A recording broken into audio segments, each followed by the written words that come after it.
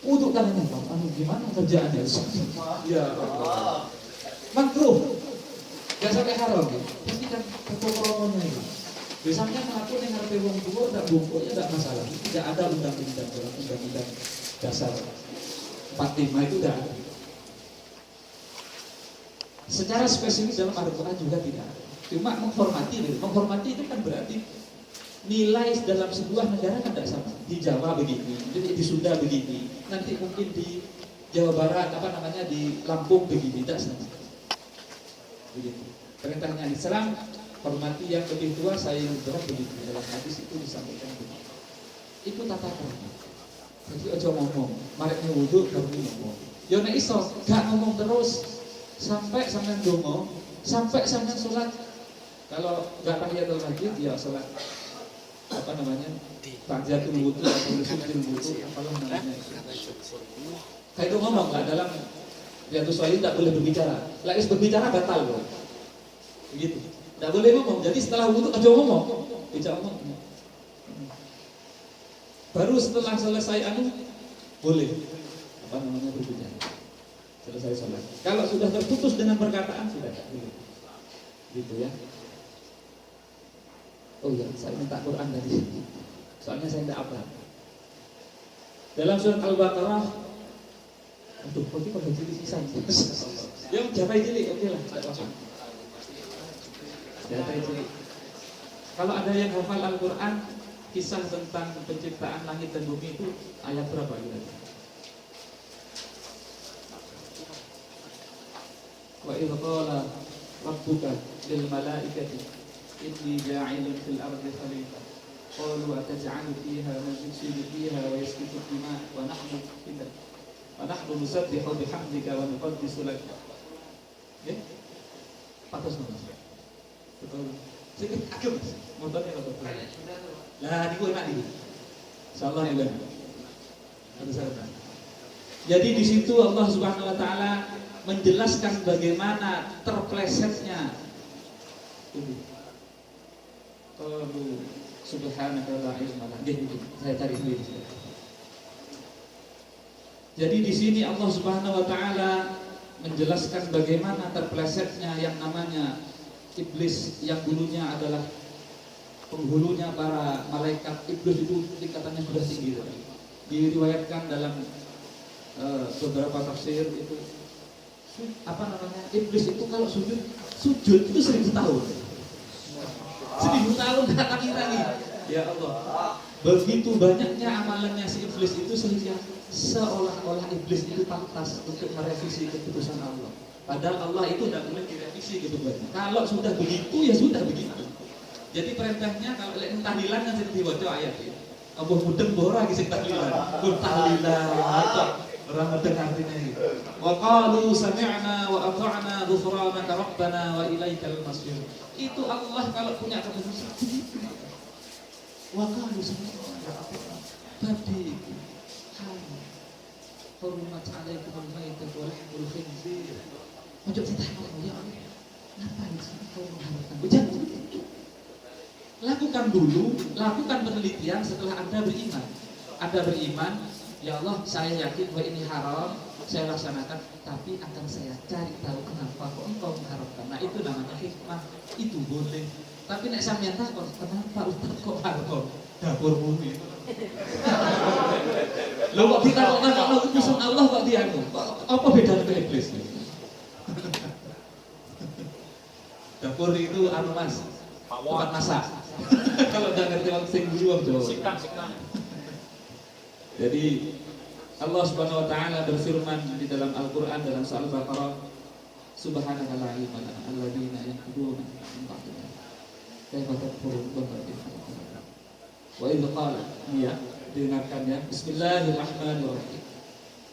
Wa idz qala rabbuka lil malaikati inni ja'ilun fil ardi khalifah.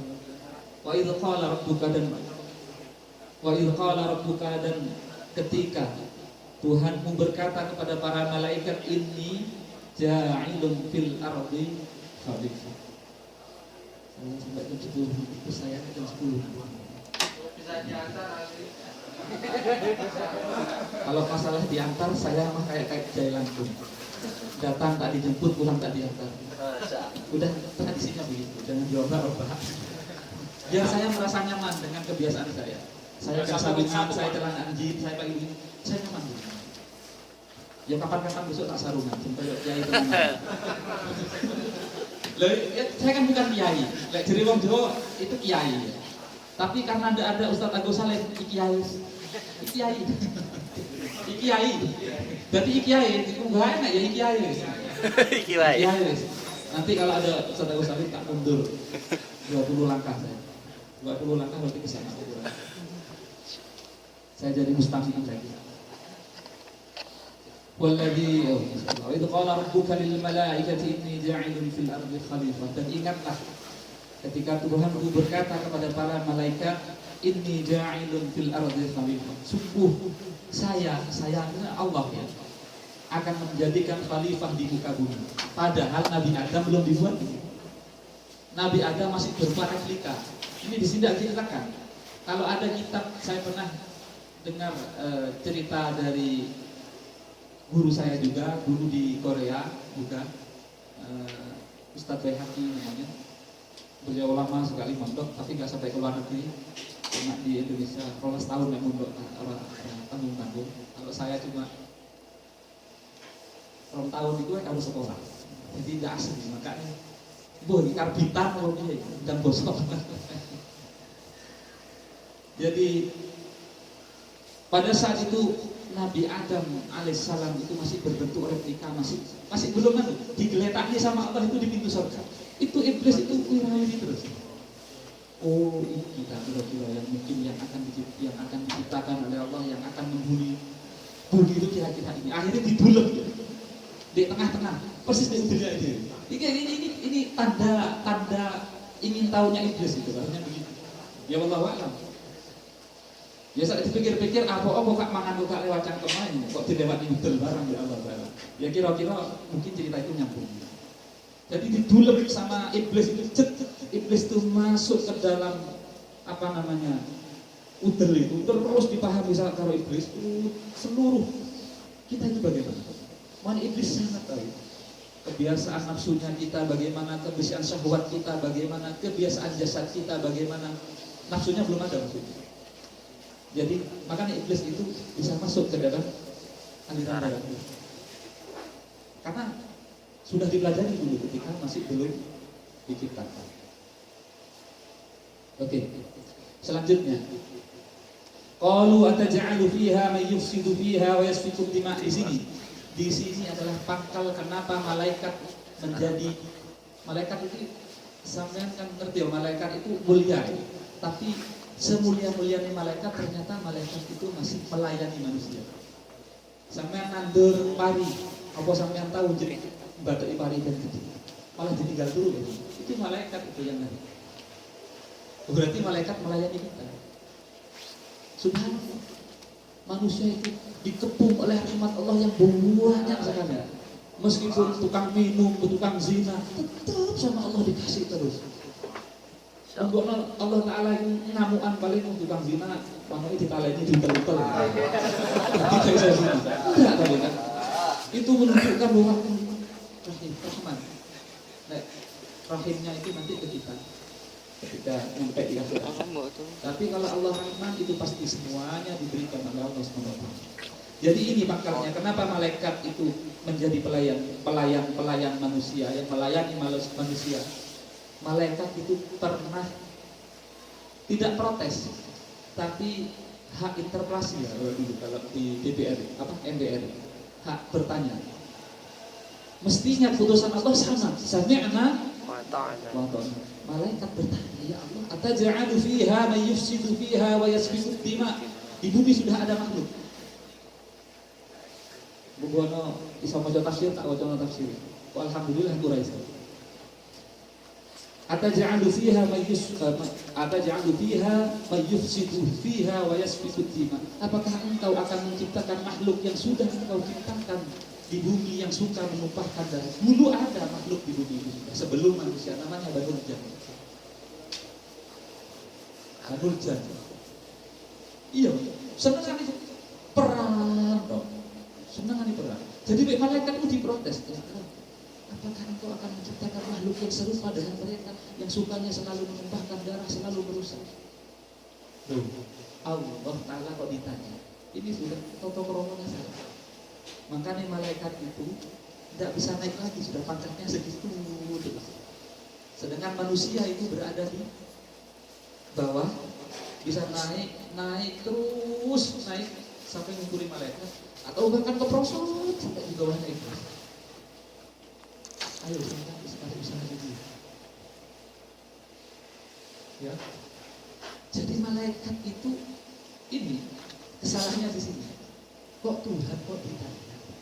Kata ja'alu fiha man yufsidu fiha wa yasfiku dima. Wa nahnu nusabbihu bihamdika wa nuqaddis lak. Padahal saya itu kami itu para malaikat. Tiap hari sudah baca tasbih. Di situ itu sebenarnya malaikat ingin ngomong ini.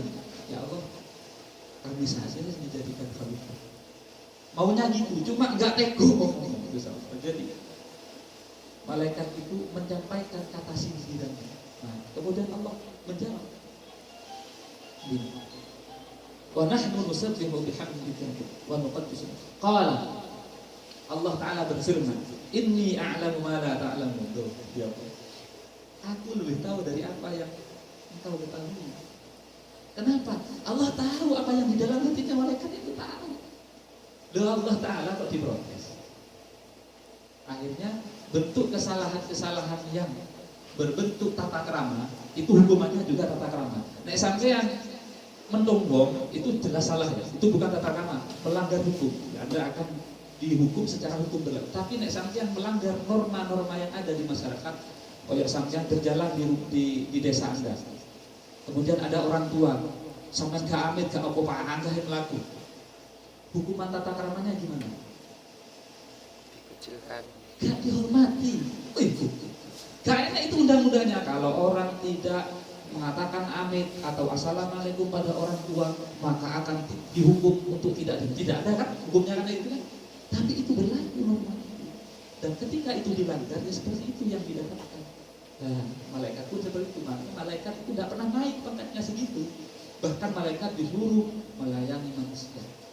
Enak sampai turu dijogo oleh malaikat. Malaikat dijogo, hancur badan ini, hancur, rusak.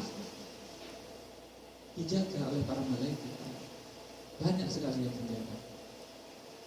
Maka rahman Allah itu luar biasa. Jadi kullu syai'in rahmatullah was'at kullu syai'. Jadi rahmat Allah itu sangat luas sekali, menyelimuti kita setiap hari. Kita udara tidak pernah beli, kita tidak pernah udara. Ya Allah, saya bangunkan besok dengan mata saya bisa kedip, tidak pernah. Saya sendiri tidak pernah doa seperti itu. Tapi nyatanya melek-melek mataku ya sangat. Jajan mataku mendeli, kamu udah betul iya kan? Loh kan dirujuk rahmat kita itu sama Allah. Sangat banyak sekali. Kemudian, ya, ini kesalahan malaikat, kesalahan tata krama Allah. Jangan pernah ditanya. Ketika sampai mendapatkan takdir dari Allah tidak nyaman, nek sampai gak jangan nyeletuk apa diem saja mulutnya itu. Misalnya, kok udah? Padahal ini Arab itu, ini hati mau silaturahim ke masjid sana, hujan. Akhirnya tidak bisa jadi, kok udah nih bro? Kok udah nih? Itu salah. Kok udah ya? Begitu. Allah Ta'ala kok ditanya. Kebijakan itu jangan sampai 30 juta. Satuan kita semaunya sendiri Allah. Mencoba melu kita itu abdul kamu loh, tidak punya hak interpelasi, tidak punya hak untuk bertanya. Jadi sama amal apa? Sudah ya. Itu kesalahan malaikat. Kemudian وعلم آدم الأسماء كلها ثم عرضهم على الملائكة فقال أنبئوني بأسماء هؤلاء إن كنتم صادقين. Allah Ta'ala ketika menjadikan Nabi Adam, kemudian Allah Subhanahu Wa Ta'ala memperkenalkan seluruh asma Allah kecuali satu yang tidak diajarkan, asma al-ghafar.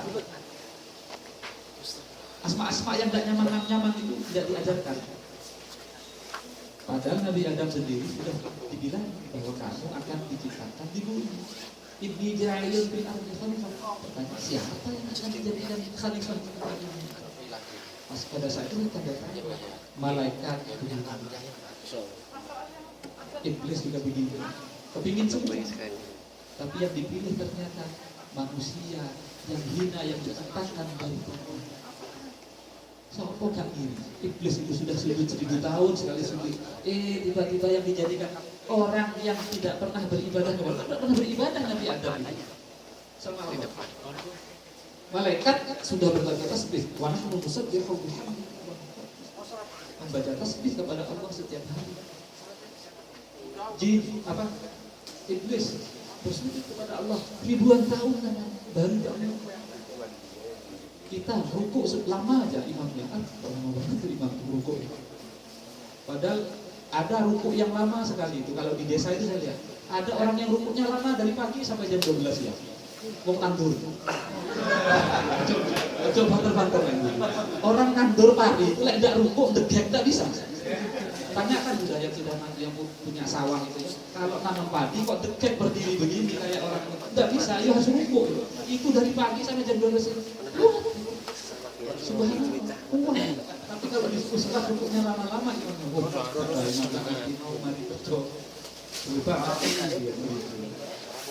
ya itu manusia. Tuma'aladhum 'alal malaikati faqala aminuni bi asma'i haula'i in kuntum. Jadi malaikat didatangkan, malaikat kamu merasa benar tadi, ayo coba katakan asma-asma yang sudah nama-nama dari apa yang saya sebutkan tadi. Malaikat datang. Qalu subhanaka la ilma lana illa ma 'allamtana. Maka berkatalah para malaikat, saya tak tahu. Bukankah engkau yang maha tahu itu? Katanya malaikat, itulah. Maka nih pantas kami itu menghormati Nabiullah Adam. Oh iya, saya hormat. Nah, giliran iblis. Innaka antal alimul hakim. Itu adalah zat yang maha tahu dan maha bijaksana. Qalu ya Adam ambihum bi asma'ihim. Kemudian Nabi Adam alaihissalam diperintahkan untuk menyebutkan nama-nama yang telah disebutkan oleh Allah itu. Falamma anbahum bi asma'ihim qala alam aqul lakum inni a'lamu ghaibas samawati wal ard wa a'lamu ma tubduna wa ma kuntum taktumun. Ini nyindir malaikat lagi. Ya apa? Aku lak roh kabeh atau apa-apa sing gaib yang ada di langit dan yang ada di bumi, dan aku tahu apa yang kamu zahirkan dan apa yang kamu sembunyikan. Sampai yang masih dewe ayu. Wah, ayu banget. Ning atine. Yang sampai menzahirkan apa yang jahat akan Allah sangat tahu.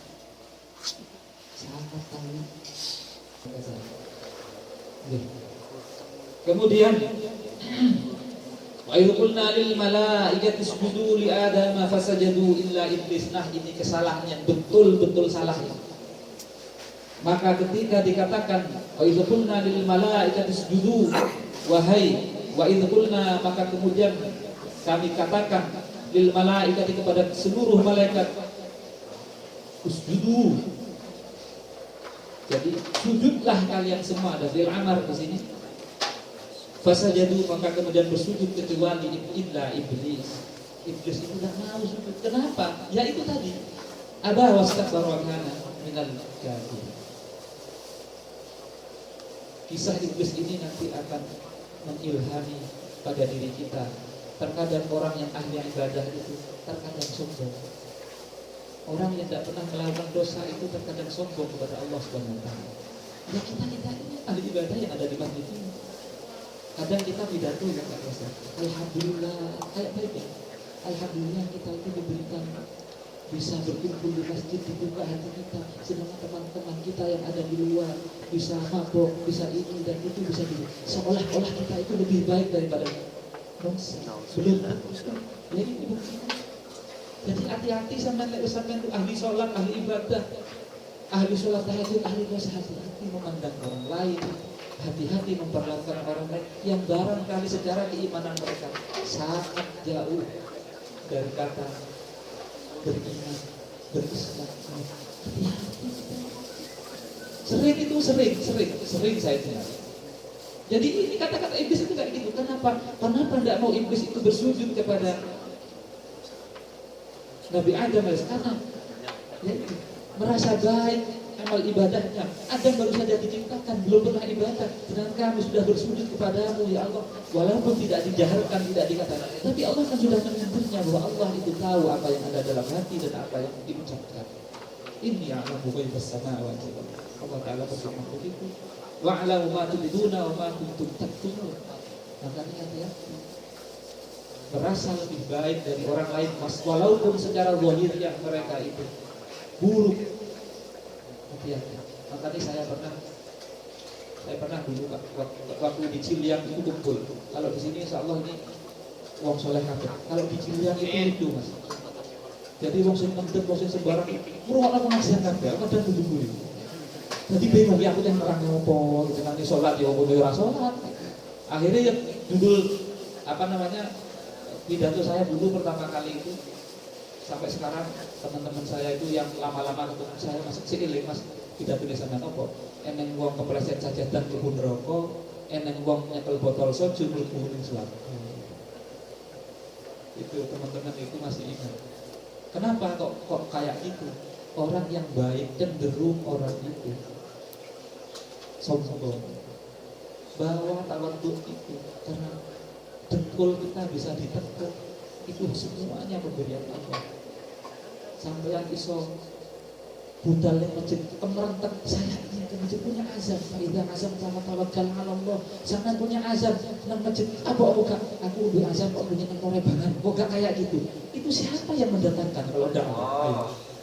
Ngono kok sampai merasa lebih baik dari mereka, padahal putusan itu selesai. Endingnya itu kalau la ilaha illallah ya dakhala jannah, soju ya wes dakhala nar, begitu.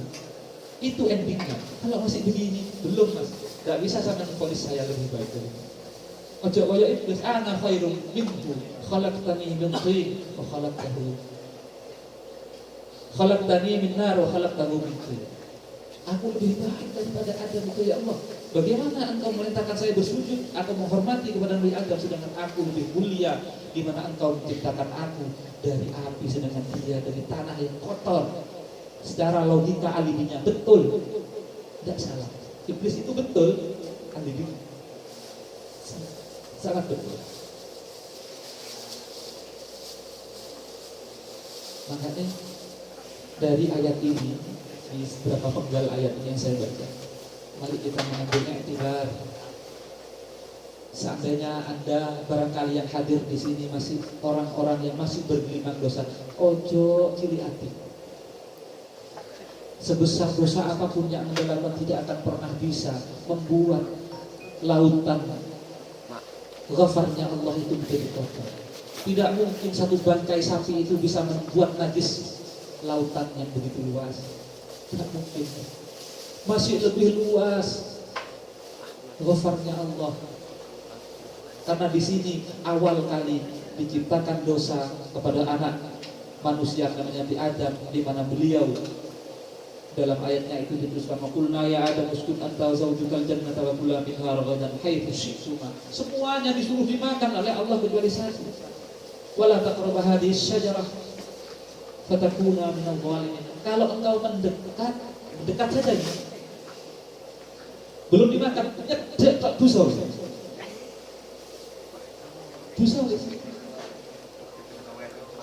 Loh, kenapa kok sama Allah tidak dijaga Nabi Adam itu? Kenapa kok dibiarkan digoda iblis, kok dibiarkan?